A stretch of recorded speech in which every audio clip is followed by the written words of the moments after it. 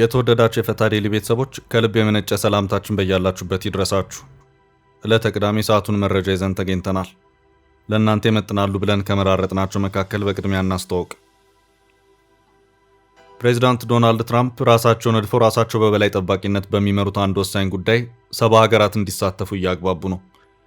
ጉዳዩ ጋዛን ይመለከታል። ከበድ ያለ የሰላም አስከባሪ ተልዕኮ ላይ መሳተፍ ኃላፊነት ነው። ከእነዚህ ውስጥ አንዷ ኢትዮጵያ እንድትሆን ጥሪው ደርሷታል። ይህንን የትራምፕን እቅድ ከሀሳብ ወደ ተጨባጭ ሁኔታ በማውረዱ ረገድ የማስተባበርና የማግባባት ኃላፊነትን እንዲወጡ ተልዕኮ የተሰጣቸው ሰው የውጭ ጉዳይ ሚኒስትር ማርኮ ሩቢዮ ሆነዋል። ከዚሁ ጋር በተያያዘም ከጠቅላይ ሚኒስትር አብይ አህመድ ጋር ውይይት የተካሄደ መሆኑም ታውቋል። መረጃውን ይዘነዋል። በ60 ቀናት አሜሪካን ለቀው እንዲወጡ ትዕዛዝ በተላለፈባቸው ኢትዮጵያውያን ጉዳይ አፋጣኝ ደብዳቤ ወደ ነጩ ቤተ መንግስት ገብቷል። የትራምፕ አስተዳደር ውሳኔ እንዲቀለበስ የሚጠይቀው ደብዳቤ በማን ተላከ፣ ምን ጥያቄዎችን ይዟል በሚሉ ጉዳዮች ጥንቅራችን ምላሽ አለው። ጀነራል ታደሰ ወረደ ወደ አዲስ አበባ አቅንተው ከፌዴራል ከፍተኛ የሥራ ኃላፊዎች ጋር በውይይት ላይ ናቸው። በአንድ ወሳኝ ጉዳይ ላይ ውጤትን አስመዝግበዋል። ጥንቅራችን ከያዛቸው መረጃዎች መካከል ነው። ከኤርትራው ፕሬዝዳንት ኢሳያስ አፈወርቂ አነጋጋሪ ውሳኔ ጀርባ የተለየ ሚስጥር መኖሩን አዲስ መረጃ አመልክቷል። አነጋጋሪው የኤርትራው ፕሬዝዳንት ኢሳያስ አፈወርቂ ውሳኔ ከደቡብ አሜሪካ ሀገራት መሪዎች ስልት ጋር ተያይዟል። መረጃውን ይዘነዋል።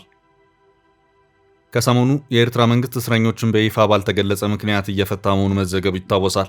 ከዚህ ጋር በተያያዘ በኤርትራ ለ24 ዓመታት ያለምንም ፍርድ የታሰረ እውቅ ኤርትራዊ ስዊድናዊ ጋዜጠኛ ዳዊት ይስሐቅ በሕይወት እንዳለ የስዊድን መንግስት ማረጋገጡን ገልጿል። ጉዳዩን እንመለከታለን።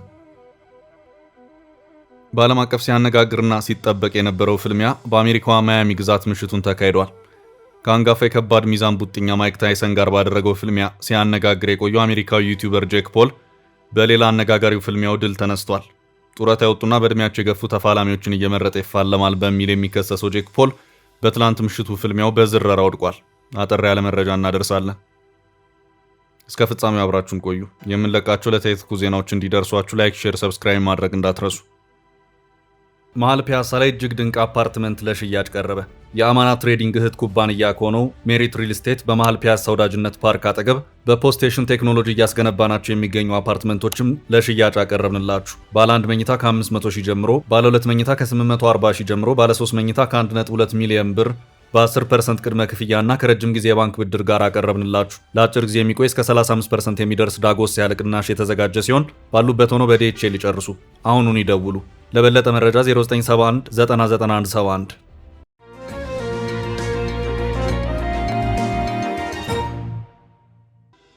የትራምፕ መልእክት ለጠቅላዩ።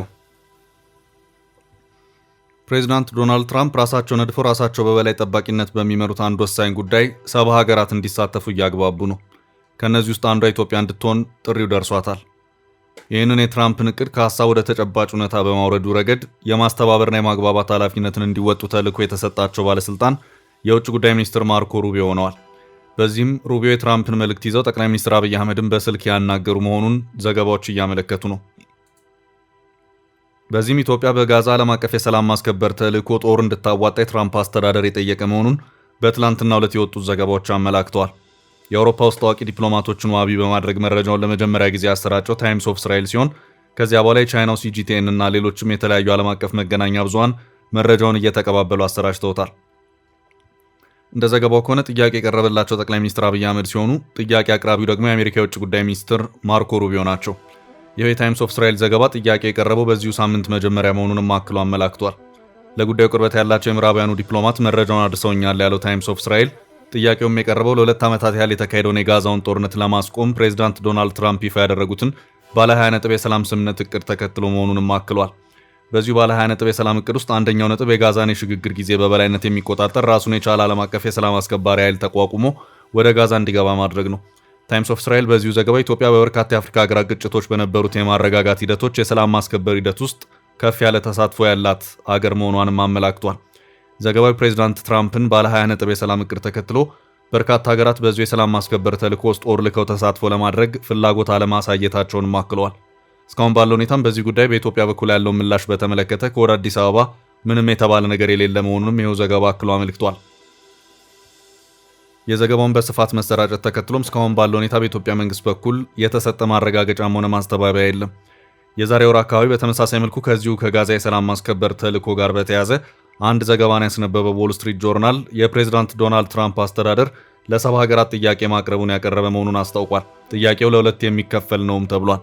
አንዳንዶቹ ሀገራት የተጠየቁት ለዚሁ የጋዛ ሰላም ማስከበር ተልዕኮ የሚውል ገንዘብና ሎጂስቲክስ እንዲያዋጡ ሲሆን፣ ሌሎቹ ሀገራት የቀረበላቸው ጥያቄ ደግሞ ጦር እንዲያዋጡ ነው።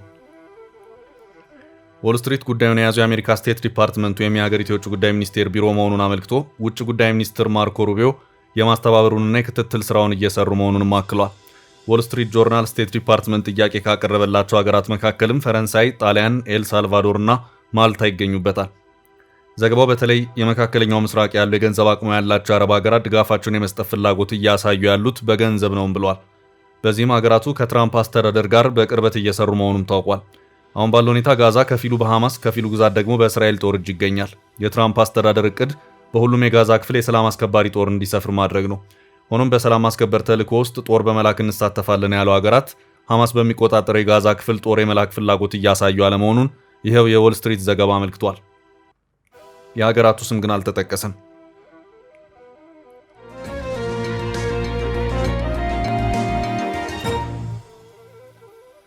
በቀጣይ ርዕስ በኢትዮጵያውያኑ ጉዳይ ለትራምፕ የተላከው አስቸኳይ ደብዳቤ። በ60 ቀናት አሜሪካን ለቀው እንዲወጡ ትዕዛዝ በተላለፈባቸው ኢትዮጵያውያን ጉዳይ አፋጣኝ ደብዳቤ ወደ ነጩ ቤተ መንግስት ገብቷል። የፕሬዝዳንት ትራምፕ አስተዳደር ከትግራይ ጦርነት ጋር በተያያዘ የቀድሞ ፕሬዝዳንት የባይደን አስተዳደር ለኢትዮጵያውያን የሰጠውን ጊዜያዊ ከለላ ማንሳቱ ይታወቃል። የአሜሪካ የሀገር ውስጥ መስሪያ ቤት አሜሪካ ውስጥ ለመቆየት የሚያበቃ የተለየ ህጋዊ ምክንያት የሌላቸው ጊዜያዊ ከለላ ወይም ቲፒኤስ ተሰጥቷቸው የነበሩ ኢትዮጵያውያን በፍቃዳቸው እንዲወጡ 60 ቀናት ብቻ ሰጥቷል። ከለላ የተነሳው ኢትዮጵያውያን ወደ ሀገራቸው ቢመለሱ አሳሳቢ የደህንነት ስጋት አይገጥማቸውም በሚል ድምዳሜ ላይ ተመስርቶ መሆኑን መስሪያ ቤቱ ገልጿል። መስሪያ ቤቱ በቀነ ገደቡ በፍቃዳቸው የሚያወጡ ኢትዮጵያውያን ታስረው ወደ ሀገራቸው እንደሚባረሩና በድጋሚ በህጋዊ መንገድ ወደ አሜሪካ እንዳይገቡ ሊታገዱ እንደሚችሉ ማስጠንቀቁም ይታወቃል። በዚህ ጉዳይ ትላንት ምሽቱን ወደ ዋይት ሀውስ አፋጣኝ ደብዳቤ ተልኳል። የኢትዮጵያን አሜሪካን ሲቪክ ካውንስል ለአሜሪካ መንግስት የኢሚግሬሽን መስሪያ ቤትና ለዋይት ሀውስ ሰሞኑን ከቲፒኤስ ስታተስ ጋር ተያይዞ ያወጣውን መመሪያ በመቃወም የቅሬታ ደብዳቤ አስገብቷል። ኢትዮጵያ በአሁኑ ሰዓት የአሜሪካን መንግስት ራሱ ስቴት ዲፓርትመንት ወደ ኢትዮጵያ ጉዞ የሚያደርጉትን ዜጎች ባለው ያልተረጋጋ ሁኔታ በማስጠንቀቅ ደረጃ 2 ደረጃ ላይ አገሪቱን መድቧት እያለ ቲፒኤስ በ60 ቀን ይቆማል ማለቱ እርስ በርስ የሚጋጭ በመሆኑና እንደገና እንዲታይ ሲል ካውንስሉና 10 የሚሆኑ አጋር ድርጅቶቹ በደብዳቤው ጠይቀዋል። ካውንስሉ በአሜሪካ መንግስት የተጀመረውን የህግና ስርዓትን ማስከበር የሚደግፍ ቢሆንም ነገር ግን ይህን ዓላማ የተቃረነ ዜጎችን አደጋ ውስጥ የሚከት ውሳኔን አጥብቆ ይቃወማል። አሜሪካ ዓለም አቀፍ ህጎችን የምትከተልና በአሜሪካ ህገ መንግስት የሰፈረን ህግጋት ራሱ መንግስት እንዲከተል እናሳስባለን ሲል ደብዳቤው አመልክቷል። ኢትዮጵያ በአሁኑ ሰዓት በጦርነትና አለመረጋጋት ላይ ያለች ሀገር እንደመሆኗ ይህ በአሜሪካ ሀገር በጊዜያዊ ተጠልለው የሚኖሩ ዜጎች ጊዜያዊ ከለላው እንዲራዘም እንጠይቃለን ሲል ካውንስሉ አክሏል። ይህን ጠንካራ ደብዳቤ ማስገባቱን የምክር ቤቱ ሰብሳቢና የቀድሞ የኮሎራዶ ምክር ቤት አባል ካውንስልማን አምሳሉ ካሳው በደብዳቤያቸው አስታውቀዋል። ወደ ዋይት ሀውስ ከተላከው ደብዳቤ ባሻገር ባለሙሉ ገጽ መግለጫን ከ10 በላይ የሚሆኑ ዓለም አቀፍ ድርጅቶች የተሳተፉበትንና ተቃውሟቸውን የገለጹበት ሙሉ መግለጫ የኢትዮጵያ አሜሪካን ሲቪል ካውንስል በይፋዊ ትስስር ገጹ አስፍሯል። በተጨማሪም በአሜሪካ ምክር ቤት ደብዳቤው መግባቱን የሚያመለክት ምስል ከመግለጫው ጋር ተያይዞ ቀርቧል።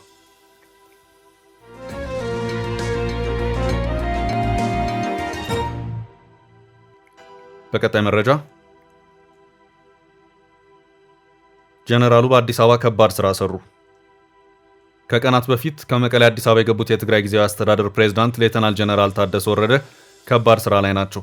በርከት ያሉ የትግራይ ጥያቄዎችን ይዘው ወደ አዲስ አበባ ያቀኑት ጀነራል ታደሰ በአንድ ወሳኝ ጉዳይ ስኬትን አስመዝግበዋል። የጀነራሉ ጥያቄዎች ፖለቲካዊና ኢኮኖሚያዊ ይዘት ያላቸው ናቸው። ከነዚህ ውስጥ የኢኮኖሚው አቅጣጫ ጥያቄ በከፊል ምላሽ የተሰጠው ሆኖም ታይቷል። ይህም ጉዳይ በትግራይ መልሶ ማቋቋም ኢንዶመንት ፈንድ ወይም የፈርት ስር በሚንቀሳቀሱ 22 ኩባንያዎች የባንክ ሂሳብ ላይ ተጥሎ የነበረው እግድ እንዲነሳ መደረጉ ነው። በኩባንያዎቹ ሂሳብ ላይ ፌዴራሉ መንግስት እገዳን አድርጓል በሚል ቅሬታዎችና ጥያቄዎች ሲቀርቡ የከረሙ ሲሆን ዋዜማ በዛሬው ዕለት ባሰራጨው ዘገባው ለችግሩ መፈታት በክልሉ መንግስትና በፌዴራሉ መንግስት መካከል የተደረጉ ንግግሮች አስተዋጽኦ አድርገው ሊሆን እንደሚችል የኤፈርት ኃላፊዎች ግምታቸውን አስቀምጠዋል ሲልም አስታውቋል። ጀነራል ታደሰ ወረደ በዚሁ አዲስ አበባ ቆይታቸው ከኢትዮጵያ ንግድ ባንክ ከፍተኛ የሥራ ኃላፊዎች ጋርም ተወያይተዋል። የትግራይ ባለሀብቶች ባንኩ ቅድመ ጦርነት የተበደሩትን ገንዘብ ድርጅቶቻቸው በጦርነቱ ምክንያት ስለወደሙ የብድር መክፈያ ጊዜ እንዲራዘምላቸው ወይም እንዲሰረዝላቸው ሲጠይቁ ቆይተዋል። በዚሁ ዙሪያም የተለያዩ ውይይቶች ሲደረጉ የነበረ ሲሆን የትግራይን ኢኮኖሚ ለማነቃቃትና የተንሰራፋውን ስራ አጥነት ለመቅረፍ የኢትዮጵያ ንግድ ባንክ ለኢንቨስትመንትና ለኮንስትራክሽን ዘርፎች የተጠናከረ የገንዘብ ድጋፍ እንዲያደርግ ጀነራል ታደሰ ወረደ መጠየቃቸውን በባንኩ በኩል የወጣው መረጃ አመልክቷል። ሆኖም ብድር ያለባቸው የትግራይ ባለሀብቶችን ጥያቄ በተመለከተ ግን የተባለ ነገር የለም። ከዚህ ውጭም የኤፈርትን የባንክ ገንዘብ እገዳንና መለቀቅን በተመለከተ ዋዜማ ባሰራጨው መረጃው እግዱ መነሳቱን ከኤፈርት አንድ ከፍተኛ ኃላፊ መረጃው የደረሰው መሆኑን አመልክቷል። የመረጃው ምንጭ የሆኑት ከፍተኛ ኃላፊው በተቋሙ ኩባንያዎች የባንክ ሂሳብ ላይ የተጣለውን እግድ በሚመለከት አሰራርን በተከተለ መልኩ ለኤፈርት የደረሰው ደብዳቤ እንደሌለና እግዱ መነሳቱን ሂሳባቸው በታገደባቸው ኩባንያዎች አማካይነት ለማወቅ መቻላቸውን እንደተናገሩም ዘገባው አክሏል። ጥቂት የኩባንያዎቹ ኃላፊዎች ወደ ባንኮች በመሄድ ባጣሩበት ወቅት በሂሳቦቻቸው ላይ ተጥሎ የቆየው እገዳ መነሳቱን መስማታቸውን፣ ነገር ግን ማን እንዳገደውም ሆነ በምን ምክንያት እንደታገደ እንዳልተገለጸላቸው እንዳስረዱም ዘገባው አመላክቷል። ይፋ ባልሆነ መንገድ ግን ከሽብር ጋር የተያዘ ጥርጣሬ ስላለ መጣራት አለበት በሚል እገዳው መጣሉን መስማታቸውን ገልጸዋል። የፍትህ ሚኒስቴር መሰል ጥርጣሬ ሲኖር በህጉ መሰረት ከ3 ቀናት በላይ ማገድ አይችልም ያሉት ኃላፊዎቹ አሁን እገዳው ሙሉ ለሙሉ ተነስቷልም ብለዋል። ዋዜማ በዘገባው የፍትህ ሚኒስቴር የጠቅላይ አቃቤ ህግ የእግድ እንደዚሁም የእግድ ይነሳ ደብዳቤንም የተመለከተ መሆኑን አመልክቶ በዚሁ ዙሪያ ከሚመለከታቸው አካላት ለማጣራት ያደረጋቸው ሙከራዎች ያልተሳኩለት መሆኑን አመላክቷል። ጀነራል ታደሰ ወረደ ከዚህ ውጭም በፖለቲካ አቅጣጫዎች በተለይም ደግሞ ከፕሪቶሪያው ስምምነት ጋር በተያያዘ ከፌዴራል መንግስት ከፍተኛ አመራሮች ጋር ስለመወያየታቸው የወጣ መረጃ የለም።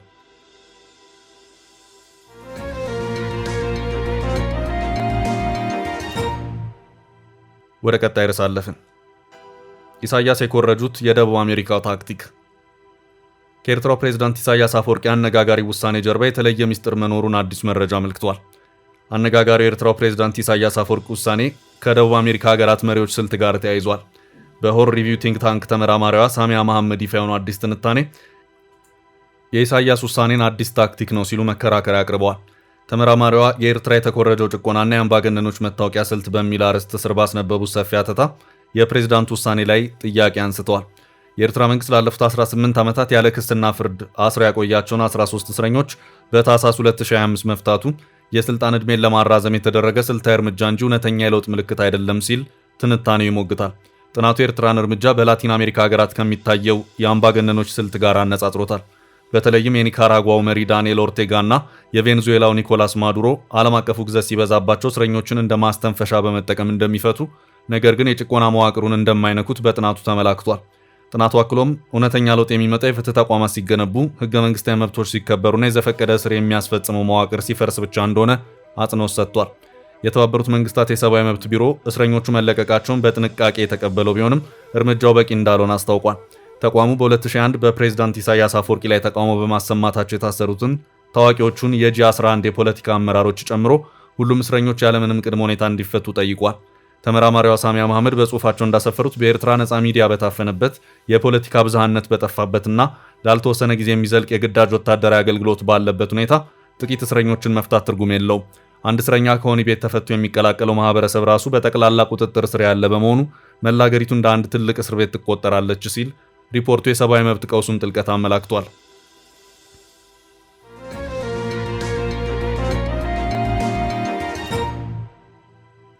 ወደ ቀጣይ ርዕስ አለፍን። ለሩብ ምዕተ ዓመት በእስር ላይ ያለው ኤርትራዊ ጋዜጠኛ በህይወት መኖሩ ተነገረ። ከሰሞኑ የኤርትራ መንግስት እስረኞችን በይፋ ባልተገለጸ ምክንያት እየፈታ መሆኑ መዘገቡ ይታወሳል።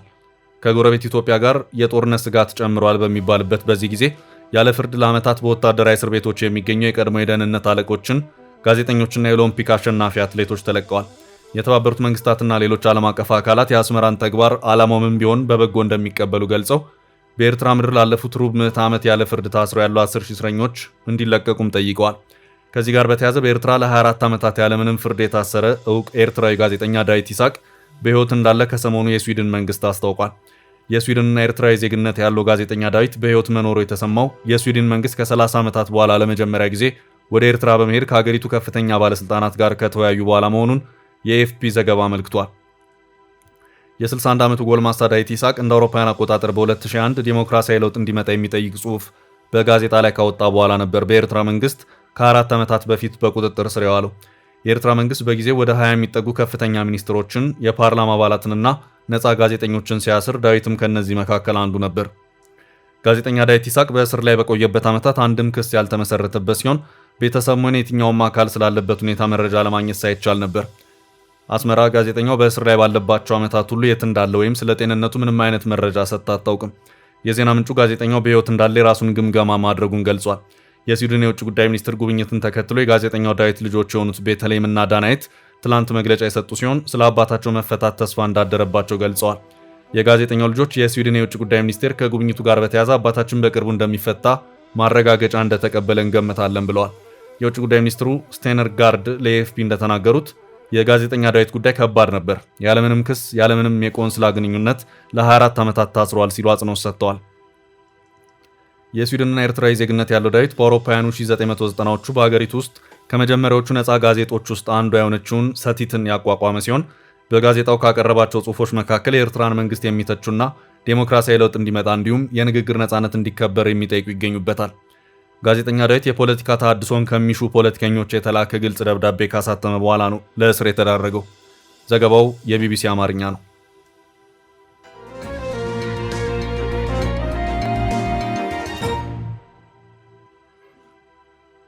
በቀጣይ እርሳችን ዓለምን ያነጋገረው የቡጢ ፍልሚያ። ከአንጋፋው የከባድ ሚዛን ቡጢኛ ማይክ ታይሰን ጋር ባደረገው ፍልሚያ ሲያነጋግር የቆየው አሜሪካዊው ዩቲዩበር ጄክ ፖል በሌላ አነጋጋሪ ፍልሚያው ድል ተነስቷል። ጡረታ የወጡና በእድሜያቸው የገፉ ተፋላሚዎችን እየመረጠ ይፋለማል በሚል የሚከሰሰው ጄክ ፖል በትላንት ምሽቱ ፍልሚያው ከ6 ዙር በ3 ወድቋል። በኔትፍሊክስ የቀጥታ ስርጭት የተላለፈው የእንግሊዛዊ የቀድሞ ከባድ ሚዛን ሻምፒዮን አንቶኒ ጆሹዋ እና ዩቲዩበሩ ጄክ ፖል የቦክስ ፍልሚያ በጆሹዋ አሸናፊነት ተጠናቋል።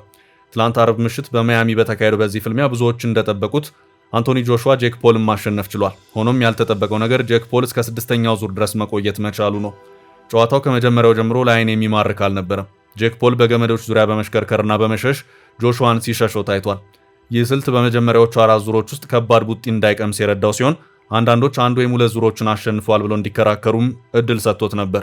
ነገር ግን በ5ኛው ዙር ነገሮች ተቀይረዋል። ጆሹዋ ንጹህ የሆኑ ቡጢዎችን ማሳረፍ ሲጀምር ከሱ በሰውነት የሚያንሰው ጄክ ፖል መጎዳት ጀመረ። የግራ እጅ ቡጢ ፖልን እግር ሲያብረከርከው ጆሹዋ አጋጣሚውን በመጠቀም የመጀመሪያውን ከባድ ቡጢ አስመዘገበ። ተከትሎም በቀኝ እጅ የአጸፋ ምት ሁለተኛውን ከባድ ቡጢ ሰነዘረ። ፖል 5ኛውን ዙር በጭንቅ ቢያልፍም በቋሚ እንቅስቃሴው ስለደከመና በጆሹዋ ቡጢዎች ስለተጎዳ ብዙ መዝለቅ አልቻለም። በ6ኛው ዙር ጆሹዋ የሰነዘረው ከባድ የቀኝ እጅ ቡጢ ፖልን ወደ መሬት ዘረረው። ዳኛው ቆጠራውን ቢጀምሩም ፖል መነሳት ስላልቻለ ጨዋታው በ1 ደቂቃ ከ31 ሰከንድ ተጠናቋል። የ28 ዓመቱ ጄክ ፖል መጀመሪያ ከጀርቮንታ ዴቪስ ጋር ለመቅጠም አስቦ የነበረ ቢሆንም በዴቪስ ሕጋዊ ጉዳዮች ምክንያት ሳይሳካ ቀርቷል። በመጨረሻም የ36 ዓመቱንና የቀድሞውን የ2 ጊዜ ከባድ ሚዛን ሻምፒዮን አንቶኒ ጆሹዋን መርጦ ገጥሟል። በተጋጣሚዎቹ ልምድና የተክለሰውነት ልዩነት ፍልሚያው ስክሪፕትድ ነው በሚል ትችቶችን ሲያስተናግድም ቆይቷል። ውድ ቤተሰቦቻችን ለዛሬ ያዝንላችሁን ርዕሰ ጉዳዮች እዚህ ላይ ቋጨን። ላይክ፣ ሼር እና ኮሜንት በማድረግ ለቻናላችን ድጋፋችሁን መግለጽ እንዳትዘነጉ እያልን ከሌሎች መረጃዎች ጋር ደግመን እስክንገናኝ ቸር ያሰማን ስንል ተሰናበትን።